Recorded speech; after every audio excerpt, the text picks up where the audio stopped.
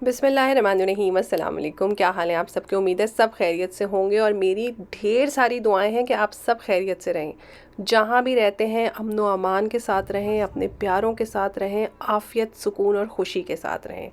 और जो आजकल हो रहा है उससे अल्लाह ताला आपको महफूज रखे, मामून रखे और आप सबको ऐसी बसीरत अता फ़रमाए कि आप सही और गलत का फ़ैसला कर सकें, आप पहचान सकें कि कहाँ से झूठ आ रहा है और कहाँ पे सच बताया जा रहा है। ये बहुत बड़ी अल्लाह की तौफ़ीक है। अल्लाह करे कि हम सबको वो वाली बसीरतें और समाअतें मिलें जिससे हम हक़ और बातिल में फ़र्क कर सकें, सच और झूठ में तमीज़ कर सकें। क्योंकि इसको करने के लिए आपको कोई मज़हब, कोई मुल्क, कोई पढ़ाई इसकी ज़रूरत नहीं होती।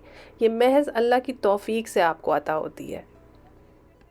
ये दिन भी एक आम सा दिन था जिसमें हम अपनी फ्रेंड के साथ गए थे थोड़ी ग्रॉसरी करने। उसने अपने बच्चों के कमरे के लिए थोड़ी सी शॉपिंग करनी थी, तो बस वही सब कुछ हम देख रहे थे, तो साथ में मैंने थोड़े से क्लिप्स बना लिए। अभी मुझे कुछ इत्तला नहीं थी कि पीछे क्या वाक़या हुआ है।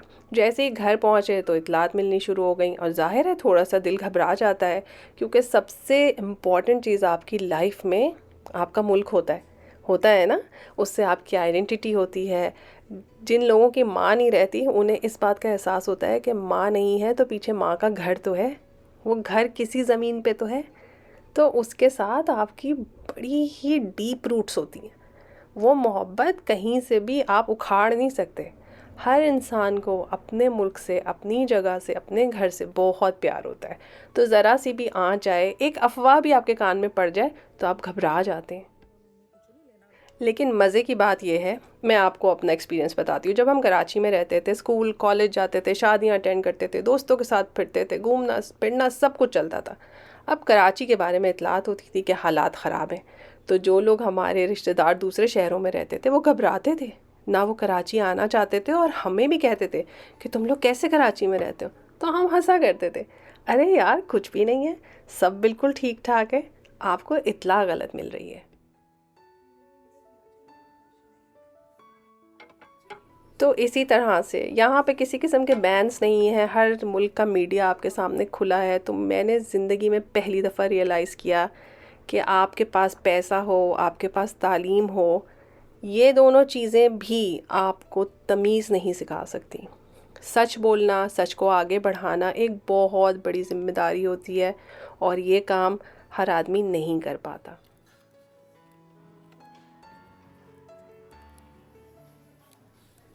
मैं उन लोगों में से हूँ जिन्हें ऐसा लगता है कि किसी एक छोटा मुन्ना सा जो नुकसान होता है ना, वो आपको बहुत छोटी सी चीज़ लगती है, लेकिन जिसके ऊपर गुज़रता है उससे वो बर्दाश्त नहीं होता। चाहे वो नुकसान पाकिस्तान की सरहद के इस तरफ हो, चाहे उस तरफ हो, यकीन माने वो बहुत तकलीफ़ दे होता है। क्योंकि अंदर से तो हम सबसे पहले इंसान है ना, सेम फीलिंग्स वाले, सेम दिल वाले, आँखों से आंसू निकलते हैं, दुख और खुशी को महसूस करते हैं। तो अल्लाह ताला हम सबको हर तरह के दुख से बचाए और जो लोग अभी सफ़र कर रहे हैं उन्हें बहुत ज़्यादा सब्र अता फरमाए। आमीन सुम्मा आमीन। ऑन अ लाइटर नोट, मैंने कहीं पे पढ़ा था कि अगर कोई कहे कि मैंने आज सुबह हाथी उड़ते हुए देखा, तो बराए मेहरबानी उसको अकल ना दें, बल्कि कहें हाँ हाँ मेरी भी कपड़ों वाली तार पे बैठा हुआ था, तुमने नहीं देखा था। मजाक कर रही हूँ, आप मत कहिएगा, उसके पास अकल नहीं है, आपके पास तो है। तो चलते हैं अपने व्लॉग की तरफ। मुझे किसी व्यूअर ने, मैं सब्सक्राइबर नहीं कह रही, मुझे पता ही नहीं है किसने सब्सक्राइब किया और किसने नहीं किया और किसने अनसब्सक्राइब कर दिया। अरे यार बहुत ज़्यादती है, कोई बात नहीं, कोई फ़र्क नहीं पड़ता। तो खैर, क्या मैं बता रही थी, तो उन्होंने मुझसे पूछा कि कोई अच्छी ट्रॉली कहीं मिलती है तो ज़रूर बताएं। देखें, मैंने आपका मैसेज पढ़ा, मैंने याद रखा। आप होम सेंस पे जाके चेक करें, आपको बहुत अच्छे ऑप्शंस मिलेंगे और आजकल सेल भी लगी हुई है, ठीक है। और ट्रॉली ख़रीद लेंगी तो मुझे उसकी तस्वीर ज़रूर भेजिएगा, या एटलीस्ट कमेंट में बताइएगा कि आपने ख़रीदी या नहीं ख़रीदी। आपके ख़्याल में जब कोई मुश्किल आती है या कोई दुश्वारी आती है तो सबसे ज़्यादा कौन सी चीज़ आपको तकलीफ़ देती है? कुछ आइडिया है आपको? क्योंकि देखें, हमसे तो वादा किया गया है कि हमारे नफ्स पे इतना बोझ डाला ही नहीं जाएगा कि जो हम बर्दाश्त ना कर सकें।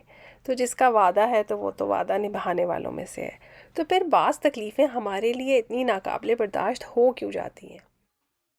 मैंने जितना सोचा है मुझे ऐसा लगता है कि ओवर थिंकिंग, नेगेटिव थिंकिंग, ये आपको जो है ना वो पता नहीं कहाँ से कहाँ पहुँचा देती है। या फिर गैप ऑफ कम्युनिकेशन, अगर आप आपस में अपने मसले मसाइल डिस्कस नहीं करते हैं तो एक छोटी सी बात, जैसे वो कहते हैं ना, राई का पहाड़ बन जाता है। तो बस वो पहाड़ सा खड़ा हो जाता है और हर आदमी अपने दिल में दूसरे के लिए कोई ना कोई तकलीफ़ परेशानी लेके बैठा रहता है, मगर मुंह से बात नहीं करता। यकीन माने पिछले कुछ अरसे में मैंने ये प्रैक्टिस अपना ली है। जो नहीं पसंद उसको मैं बहुत अरसा बर्दाश्त करती हूँ, उसके बाद उसके ऊपर बात करती हूँ। अगर सिचुएशन अच्छी नहीं लगती तो फिर मैं माजरत करके एक साइड पर हो जाती हूँ। उस तकलीफ़ को लॉन्ग रन के लिए अब मैं अपने सर पे सवार नहीं करती। आई डोंट नो ये अच्छी स्ट्रैटेजी है या बुरी। आप लोग बताइए, क्या लाइफ में आप लोगों ने अपने अंदर कोई बड़ा चेंज महसूस किया है? अगर किया है तो क्या? इंतज़ार करूँगी मैं। वही कह रही हूँ ना कि अभी तुम मार्शल।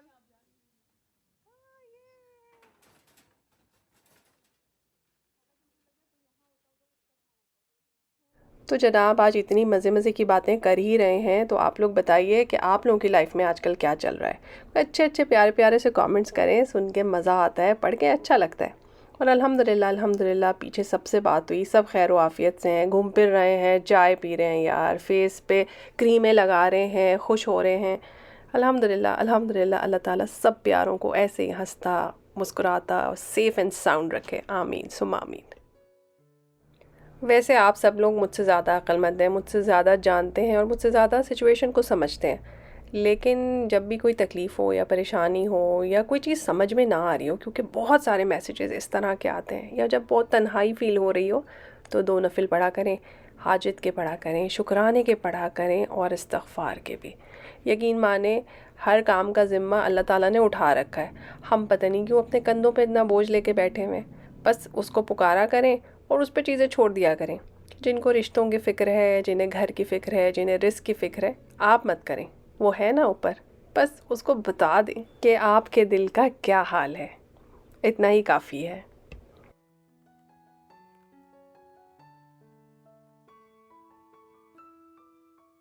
जब मैं दुबई में थी तो उस टाइम पे बेटी मेरी छोटी सी थी, 1 डेढ़ साल की। तो जब वो प्री स्कूल जाती थी, उसको मैं ऐसे गुड़िया की तरह तैयार करके और मैचिंग की चीज़ें पहना के स्कूल भेजा करती थी। तो ये सारे ड्रेसेस देख के वही टाइम याद आ रहा था मुझे। और देखें मैंने क्या शॉपिंग की है। बहुत दिनों से मैं स्टेनलेस स्टील का एक बड़ा सा फ्राइंग पैन ढूंढ रही थी। अल्हम्दुलिल्लाह मुझे मिल गया। वैसे कोई भी चीज़ अब इतनी सस्ती रही नहीं है, लेकिन कंपैरेटिवली ये काफ़ी सस्ता मिला मुझे, $40 प्लस टैक्स। क्योंकि मुझे पता है आप में से बहुत से लोग इसकी प्राइस पूछेंगे, तो मैंने सोचा मैं आपको बता दूँ। हो सकता है आपको मेरे वॉइस ओवर के पीछे से हुसैन की कुरान पाक पढ़ने की आवाज़ आ रही हो। इस वक्त उनकी क्लास हो रही है और खूब ज़ोर व शोर से, दिल जमई से वो ज़ोर लगा लगा के कारी साहब को अपना सबक सुना रहे हैं। अल्हम्दुलिल्लाह।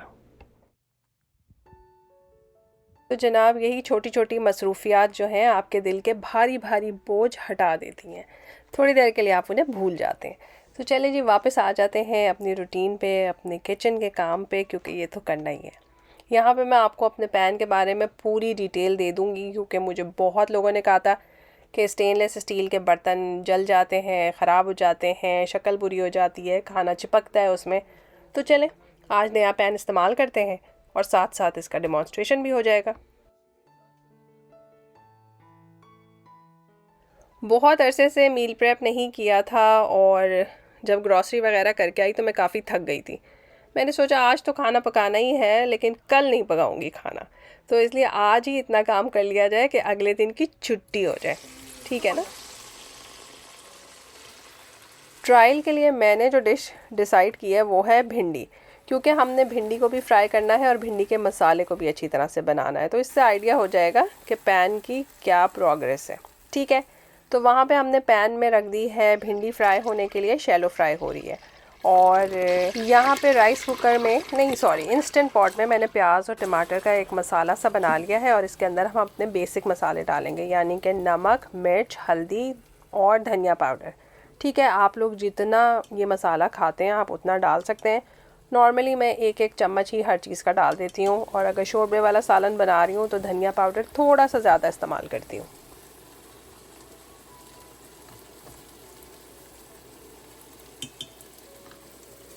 मगर हल्दी सिर्फ 1/4 टीस्पून, उसको मत भर के डाल दीजिएगा। यहाँ आपने मेरी असेंबली लाइन देख ली है। खाना पकाने से पहले मैंने पूरी तैयारी करके रखी हुई है। वीडियो के लिए नहीं, मैं अपनी आसानी के लिए भी ये काम ज़रूर करती हूँ। हम बनाने लगे हैं लौकी, और हमारे घर में गोश्त नहीं था तो हम बनाएंगे लौकी और चिकन। अगर हमारी अम्मा सुने ना कि लौकी चिकन पक रहा है तो आई डोंट नो वो क्या कमेंट करें, क्योंकि हमारे बचपन में सब्जियों के अंदर चिकन नहीं डलता था, गोश्त ही डला करता था। लेकिन बस ज़रूरत ईजाद की माँ है, जो पसंद है जो मौजूद है बस उसका इस्तेमाल किया जाए। वैसे मैं ख़ुद बहुत शौकीन नहीं हूँ चिकन शोरबे वाले सालन में खाने के लिए, लेकिन चलें, जो घर में होता है उसी से खाना बनाना है ना। यहाँ पे आप देख लीजिए कि भिंडी हमने फ्राई कर ली है और अभी तक नीचे कुछ नहीं चिपका है, और अगर चिपकेगा भी तो हम निकाल देंगे। बीच में प्याज डाल दिए हैं, वो भी फ्राई हो रहे हैं। यहाँ पे हमने अच्छी तरह से गोश्त को भून लिया है मसालों के साथ, और इसमें डाल दी है लौकी।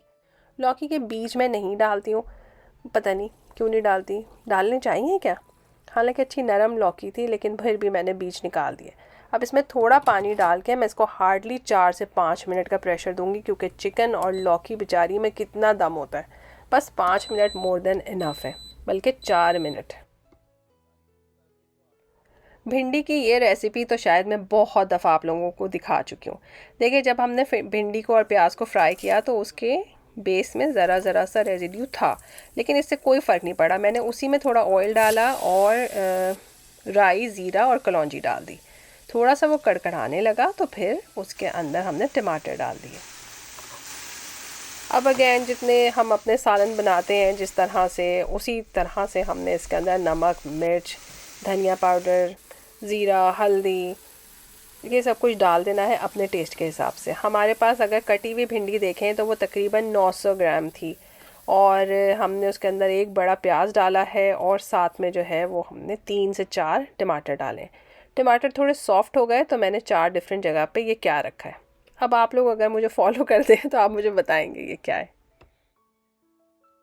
तो जनाब, ये चूल्हा फारिग था, मैंने कहा ना रहे ये फारिग। इसमें मैंने डाला थोड़ा सा ऑयल और डाल दिया है लहसुन। ये बिल्कुल प्लानिंग में नहीं था, लेकिन चिकन का एक ब्रेस्ट मेरे पास डीफ्रॉस्ट होके रखा था। अब जब एक दफ़ा गोश्त डीफ्रॉस्ट हो जाए तो मैं उसे वापस नहीं रखती, तो उसके छोटे चंक्स करके मैंने वो पकने रख दिया है। और यहाँ पे देखें, टमाटर और दही का जो भी मसाला है वो बिल्कुल भी पीछे नहीं लग रहा था। थोड़ा सा मैंने सब्र किया, जब हमारी दही का पानी अच्छी तरह से खुश्क हो गया तो फिर मैंने उसको हिला दिया, तो इस तरह से वाइट वाइट चंक्स आ गए। खाने में बहुत मज़े के लगते हैं। यहाँ पे गोश्त का पानी खुश्क हो रहा है, और इधर देख लीजिए यहाँ पे हमने स्टीम प्रेशर कुकर की निकाल दी है।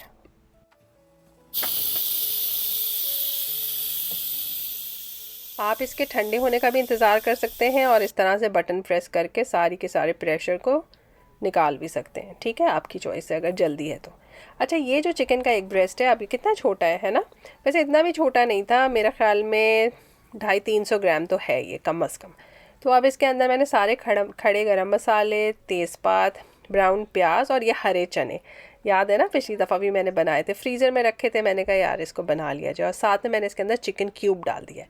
अब इनको मैं अच्छी तरह से जो है वो मिक्स कर लूँगी, और इसके अंदर अपने हिसाब से आपने मसाले डालने हैं। लेकिन ये हम बना रहे हैं चावलों के लिए मसाला, तो नमक मैं इसमें ज़्यादा डालूँगी, 2 चम्मच नमक डालूँगी, 1.5 चम्मच डालूँगी लाल मिर्च, धनिया पाउडर भी पूरा भर के टेबल स्पून। मतलब हर मसाले की क्वांटिटी इसमें ज़्यादा है, क्योंकि आपके जहन में रहे कि आपने इसको चावलों के साथ पकाना है, तो चावल फीके हो जाएंगे अगर ये मसाला फीका होगा। तो इसको रेगुलर सालन से आपने ज़्यादा चटपटा, ज़्यादा तीखा और ज़्यादा मज़ेदार बनाना है। अब इसी के अंदर जो है वो आप जिंजर गार्लिक पेस्ट भी डाल दें, टोमेटो पेस्ट भी डाल दें, अच्छी तरह से मिक्स कर लें। तो चिकन तो आपको पता है कितनी जल्दी गलता है, और फ्रोज़न चने ये तो बस तैयार होते हैं कि बस अभी पक जाएं। होपफुली 3 डिफरेंट चीज़ें 3 डिफरेंट चूल्हों पे पकाते हुए आप लोग कंफ्यूज बिल्कुल नहीं हो रहेंगे। ठीक है ना। यहाँ पे हमने जो भिंडी फ्राई करके रखी थी वो टमाटर और दही के मसाले में मिक्स कर दिया है, थोड़ी देर दम पे रखेंगे तो भिंडी ऑलमोस्ट तैयार है। और ये लौकी और चिकन ज़रा चेक कर लीजिए, कितने अच्छी शक्ल का शोरबा तैयार हो गया है। इसके अंदर हम डालेंगे हरी मिर्चें, धनिया। शोरबा अगर गाढ़ा करना है तो थोड़ा सा आप इसे सॉटे मोड पे ऑन कर लीजिए, तो फिर शोरबा गाढ़ा हो जाएगा। लेमन जूस थोड़ा सा मैंने डाल दिया है लौकी गोश्त के अंदर, आप चाहें तो इमली भी डाल सकते हैं, तो खट्टा लौकी गोश्त बन जाएगा और बहुत मज़ा आता है। और थोड़ा सा लेमन जूस मैं डालूँगी भिंडी के ऊपर और इसको फिर हम बंद कर देंगे। भिंडी भी बिल्कुल तैयार है। और यहाँ पे देखें, हमने 1 गिलास पानी डाल के थोड़ी देर चिकन को पकाया था, चिकन भी गल गया और चने भी गल गए। जी बहुत से लोग मुझे कहते हैं कि आपको कभी रोटी पकाते हुए नहीं देखा। यार ऐसे ना किया करें, मैंने तो आपको इतनी रोटियां पराठे पका के दिखाए हैं। भिंडी जब हमारे यहाँ बनेगी स्पेशली रोटी ज़रूर बनती है। मेरा बेटा और मैं घर की रोटी को कड़क करके, यानी कि इसमें थोड़ा दाग लगा के, थोड़ी सी खस्ता रोटी करके, वरना नॉर्मली घर की रोटी तो सॉफ्ट होती है, इसको हम कड़क करके भिंडी के साथ खाते हैं। यकीन माने बहुत मज़ा आता है। अल्हम्दुलिल्लाह, नेमतें हैं अल्लाह ताला की, जितना शुक्र अदा करें कम है। और जी आ जाते हैं मोमेंट ऑफ ट्रूथ की तरफ। यहाँ पे देख लीजिए भिंडी मैंने निकाल दी है, कहीं से कुछ नहीं जुड़ा। इसमें भिंडी भी फ्राई हुई, टमाटर का मसाला भी बना, दही भी इसके अंदर हमने खुश्क किया, लेकिन अल्हम्दुलिल्लाह धोने के बाद ये बिल्कुल साफ़ सुथरा ही रहा और बहुत अच्छा रहा। मुझे बहुत खुशी हो रही है अपने इस परचेज़ से। अल्लाह मियाँ इसे हमारे हक़ में बेहतरीन साबित करे। और वो पुराने वाला मासूम सा फ्राइंग पैन जो है ना, वो कितना क़दीम लग रहा है ना।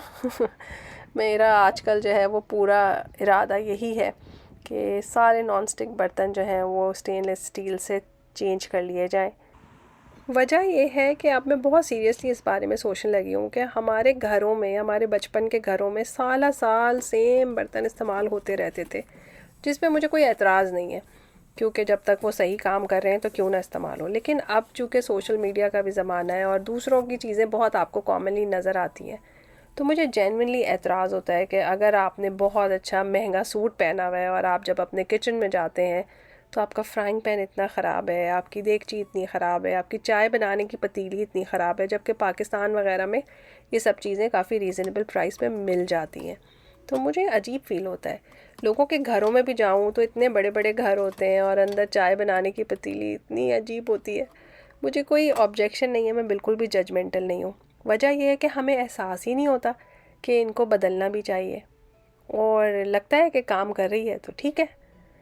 लेकिन अब जो है ना, बहुत सी चीज़ें सेहत के लिए भी नुकसानदेह। नॉन स्टिक पैन एक ज़माने में बड़ी आसानी लगते थे, लेकिन अब मुझे एहसास होता है कि ये बिल्कुल अच्छे नहीं हैं। इसी तरह से जो इलेक्ट्रिक केटल थी वो प्लास्टिक की थी। सालों से हमारे घर में जो इलेक्ट्रिक केटल यूज़ हो रही है वो प्लास्टिक की है। शायद दुबई में मेरे पास स्टेनलेस स्टील की थी, कभी एहसास ही नहीं हुआ कि ये कितनी अजीब बात है। तो फाइनली मैंने जो है वो अपनी केटल भी बदल ली और ग्लास की केटल लेकर आई हूँ। होपफुली आपको देखने में अच्छी लगी होगी, काफ़ी रीज़नेबल प्राइस पे थी और सेल में लगी हुई थी। तो अल्हम्दुलिल्लाह अच्छा प्रोडक्ट मिल गया। अल्लाह ताला बरकत दे और खैर से इस्तेमाल करना नसीब करे। आप सब लोग भी जो हैं वो ज़रूर अपने किचन में, अपनी चीज़ों में थोड़ी सी इम्प्रूवमेंट लेकर आएँ। और कोई चीज़ बहुत ख़राब शक्ल की हो गई है तो एक सूट ज़रा कम बना लें और उस चीज़ को रिप्लेस कर दें। तो जनाब ये है नेक्स्ट डे। मैंने आप लोगों से कहा था कि अब अगले दिन मैं खाना नहीं पकाऊंगी, तो मैंने राइस कुकर में चावल 10 मिनट भिगो के रखे हैं और वही 2 इंच ऊपर पानी। उसके बाद मैंने इसके अंदर ये जो मसाला बना के रखा था चिकन का और चनों का, ये डाल दिया है। इस स्टेज पे आप इसे चख लें। इसमें नमक थोड़ा तेज़ होना चाहिए वरना आपके चावल फीके हो जाएंगे। ठीक है, तो बस ये डालेंगे, राइस कुकर में रख देंगे और इंशाल्लाह अगले 4 से 5 नहीं ये ज़्यादा हो गया, 10 मिनट से 15 मिनट के अंदर अंदर तैयार हो जाएंगे चावल। और ये ब्राउनी बनाई मेरी बेटी ने, तो ब्राउनी की रेसिपी मेरे चैनल पे ऑलरेडी मौजूद है। तो अल्हम्दुलिल्लाह एक दिन मील प्रेप किया तो अगले दिन काम करना कितना आसान हो गया। तो अल्लाह ताला का लाख लाख शुक्र है हर नेमत के लिए जो उसने हमें अता फरमाई है। और खुश रहिए, आबाद रहिए, लोगों को अपनी दुआओं में याद रखिए। मेरी तरफ से आप लोगों के लिए ढेरों दुआएं। अल्लाह ताला आप सबको अपने घरों में अपने प्यारों के साथ आफ़ियत के साथ रखे। अगले व्लॉग में जब हम मिलें तो हम खुश हों, पुरसुकून हो, इस तरह की बेकरारी ना हो। और याद रखें, इस मुश्किल दुनिया में सबसे आसान काम है चुप रहना। किसी को तकलीफ़ ना दें, कोई ऐसी बात ना करें कि उसका दिल दुख जाए। अल्लाह ताला इंशाअल्लाह ताला आपको भी ढेरों सुख देगा। फिर मिलेंगे एक नए व्लॉग में। अल्लाह हाफ़िज़।